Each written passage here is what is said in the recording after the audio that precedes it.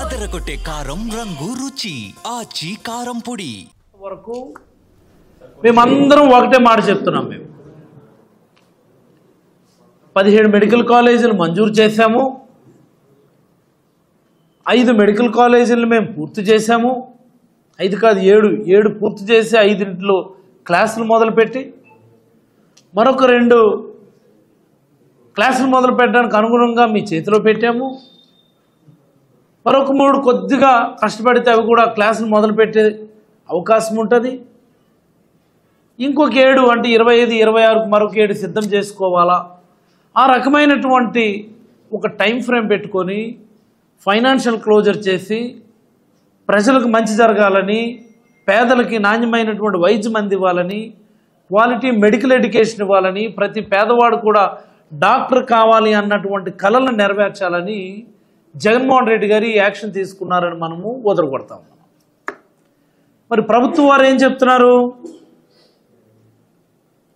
ముఖ్యమంత్రి నుండి వాళ్ళ కింద స్థాయి నాయకుల వరకు అసలు జగన్మోహన్ రెడ్డి గారు మెడికల్ కాలేజీలే కట్టలేదు, ఇదంతా అబద్ధం, ఇంకా పునాదుల దశల్లోనే ఉన్నాయి అని వాళ్ళు వదలగొడుతున్నారు.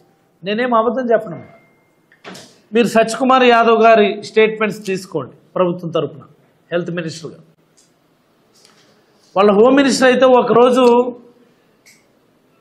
ఓ ప్రొఫెసర్ మాదిరి ఓ ప్రజెంటేషన్ తీసుకొని వచ్చింది. ఇదిగో రాజమండ్రి మెడికల్ కాలేజ్ ఎలా ఉందని కాలేజ్ పనులు మొదలు పెట్టినప్పుడు తీసుకొచ్చిన ఫోటోలు చూపించి, ఏలూరు మెడికల్ కాలేజ్ ఇలా ఉందని చెప్పి పునాది వేసినప్పుడు తీసుకొచ్చిన ఫొటోస్ తీసుకొచ్చి చూపించింది. విజయనగరం మెడికల్ కాలేజ్ ఇది అని చెప్పి పనులు మొదలు పెట్టినప్పుడు తీసిన ఫోటోలు తీసుకొచ్చి ప్రభుత్వం తరపున పెద్దలందరూ కూడా ప్రజల్ని ఏమార్చే ప్రయత్నం చేస్తూ ప్రతి ఒక్కరు చెప్తున్న మాట ఏంటి? జగన్మోహన్ రెడ్డి గారు అసలు మెడికల్ కాలేజీలే కట్టలేదు, ఎక్కడ కూడా మెడికల్ కాలేజీలు మొదలు కాలేదు అని చెప్పి విపరీతమైనటువంటి రచ్చ చేస్తూ ఉన్నారు. ఇదే కదా పాయింట్. మనం చెప్తున్నాం ఆల్రెడీ క్లాసులు స్టార్ట్ అయ్యాయన్నా సరే మళ్ళీ దానికి వితండవాదం. వాళ్ళకు ఉన్నటువంటి మీడియాని అడ్డం పెట్టుకొని, మీడియా బలాన్ని అడ్డం పెట్టుకొని వాళ్ళు చెప్తున్నటువంటి అబద్ధమే నమ్మాలని చెప్పి ప్రజల మీద రుద్దే ప్రయత్నం చేస్తున్నటువంటి ఈ సందర్భంలో all of a sudden NMC national medical council Jaganmohan Reddy గారి హయాంలో మొదలైనటువంటి ఈ 5 మెడికల్ కాలేజీల్లో జగన్మోహన్ రెడ్డి గారు మొదలుపెట్టినటువంటి ఈ 5 మెడికల్ కాలేజీల్లో యూజీ సీట్స్ మొదలుపెట్టాం మనం. ఇప్పుడు పీజీ సీట్లు కూడా మంజూరు చేసింది. మరి ఇప్పుడు ఏమని సమాధానం చెప్తారు? ఇప్పటి వరకు కాలేజీలే కట్టలేదు, కాలేజీలే మొదలు కాలేదు, కేవలం 212 కోట్లే ఖర్చు పెట్టారు జగన్మోహన్ రెడ్డి గారు వాదన. నందమూరి బాలకృష్ణ గారు కూడా అదే మాట. కేవలం 212 కోట్లు ఖర్చు పెట్టారు జగన్మోహన్ రెడ్డి గారు, ఎక్కడ కట్టారు? ఏమి లేదు అని చెప్పి వీళ్ళు వాదన ధరింలో all of a sudden NMC PG సీట్లు మంజూరు చేసింది. ఎక్కడెక్కడ పీజీ సీట్లు మంజూరు చేసింది? రాజమండ్రి గవర్నమెంట్ మెడికల్ కాలేజ్ రాజమండ్రిలో, గవర్నమెంట్ మెడికల్ కాలేజ్ నంద్యాలలో, నీచ్ medical college 16 post graduation medical seats మంజూరు చేసింది. అంటే ఎండిఎంఎస్లు అన్నమాట. ఎంబీబీఎస్లు మనం మొదలు పెడితే కేవలం 2-3 ఏళ్లలోనే ఎండిఎంఎస్ సీట్లు వచ్చాయి. ఇప్పుడు అక్కడ మచిలీపట్నం అండ్ విజయనగరంలో 12 post graduate medical seats each. Vizianagaram మచిలీపట్నంలో 12 పీజీ సీట్స్ ఇచ్చారు. ఏలూరులో 4 పోస్ట్ గ్రాడ్యుయేట్ మెడికల్ సీట్స్ ఇచ్చినారు. ఈ 4 మొత్తంగా కలిపితే 60 పోస్ట్ గ్రాడ్యుయేట్ మెడికల్ సీట్స్ ఈ కొత్త మెడికల్ కాలేజీల్లో మంజూరయ్యాయి. మరి దీనికి ఏం సమాధానం చెప్తారు? when the constructions were not completed, when the amenities were not fully established, when the facilities were not completely in force, staff కంప్లీట్గా లేని పక్షంలో NMC post graduate medical seats ఇచ్చేటటువంటి అవకాశం ఉంటుందా అని రాష్ట్ర ప్రజలందరూ కూడా దీన్ని గమనించాలని మనస్ఫూర్తిగా జగన్మోహన్ రెడ్డి గారి తరఫున కోరుతా ఉన్నాను. ఈ విషయం ఎందుకు మాట్లాడాల్సి వస్తుందంటే ప్రభుత్వం తరఫున వీళ్ళు ఆడుతున్నటువంటి అబద్ధాలు.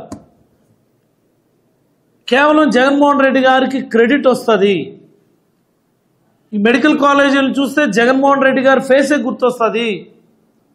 ఈ మెడికల్ కాలేజీల గురించి ఆలోచిస్తే జగన్మోహన్ రెడ్డి గారి విజనే ప్రజల మనసుల్లో రిజిస్టర్ అవుతుంది అన్నటువంటి కేవలం ఒకే ఒక్క ఆలోచనతో ఈరోజు మెడికల్ కాలేజీలని ప్రైవేట్ వ్యక్తులు కట్టబెట్టడానికి చూస్తూ ఉన్నారు.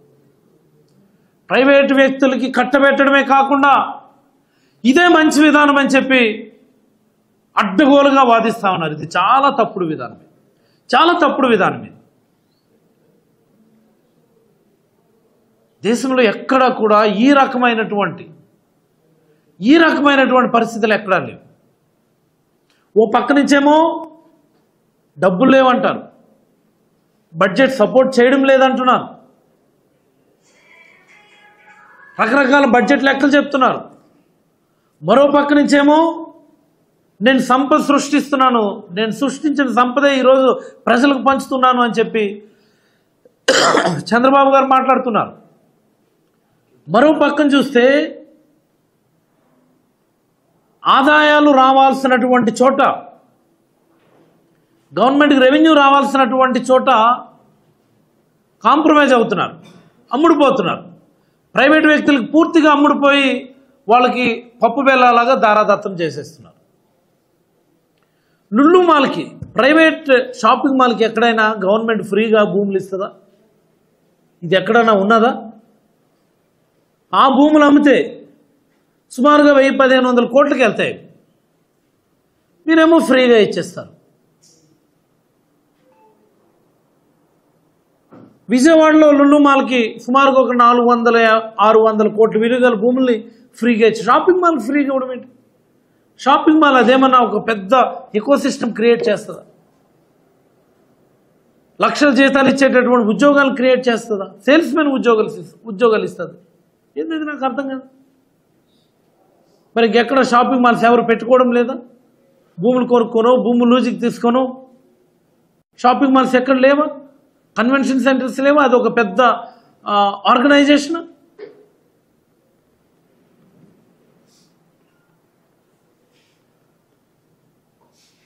ప్రజలందరూ గత 4-5 రోజులుగా గూగుల్ మీద బాగా కాన్సన్ట్రేట్ చేస్తున్నారు. గూగుల్ వల్ల మనకు ఉపయోగమా, ఉపయోగం కాదా?